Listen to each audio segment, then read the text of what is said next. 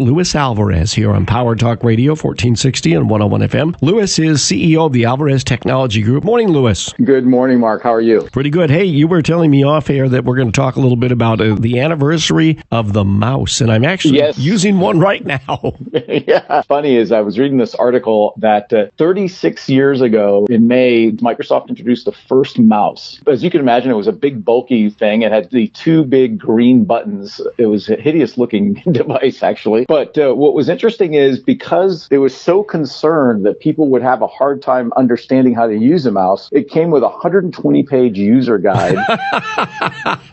Yes, I did not stutter or stammer. That was 120 pages. And a floppy disk, for those of you that remember the floppy disk, of applications, like training applications, so that you could learn how to use a mouse, because they were so concerned that people would have such a hard time, training their hand to click a button and roll a little thing around the tabletop.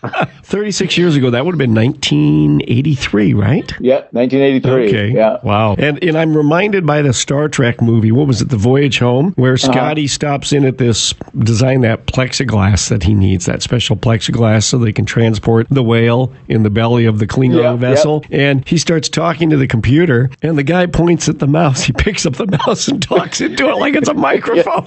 Yeah, I remember that scene. That was hilarious.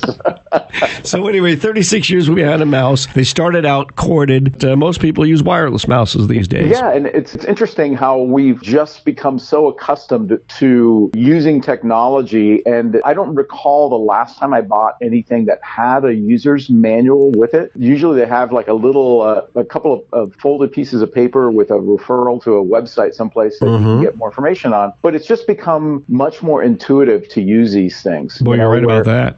Where you buy a new piece of hardware or a new piece of software, and you're using it relatively quickly without a whole lot of training, because they're so much more geared toward people learning them faster compared to what it was like back 30 years ago, when you had to have a 120 user page user guide for something like a mouse because people didn't know how to use it. Now, do you find that your younger employees, do they use mouses, or are they just using the touchpad? A lot of them prefer the touchpad. Most of our guys are equipped with Microsoft Surface Pros, which come with the detachable keyboard and mouse pad, and they use that, and they're real comfortable using it. Some people who have carpal tunnel problems and things like that have special devices that relieve the stress on their wrists as they're using a mouse, but runs the gamut. But I doubt there's one corded mouse in our building. Quite frankly, we tend to, if we use a mouse, it's going to be Bluetooth or wireless. Now, we have some wireless mouses here. I'm not going to mention the brand name, but they're not that great. I actually replaced it with a corded mouse. There were just problems with the wireless mouse. It must be a cheap wireless mouse. It could be, and wireless is still susceptible to interference from all sorts of different things. And if you're in an environment like yours where you have a lot of signals, no doubt there might be some interference going on. A lot of RF. So there you go, folks. The history of the mouse today on the program. Luis Alvarez has been our guest. AlvarezTG.com, at AlvarezTG, the Twitter handle. And Luis, the toll-free number for the I-Team. Give us a call at 866-78-I-Team. That's 866-784-8326.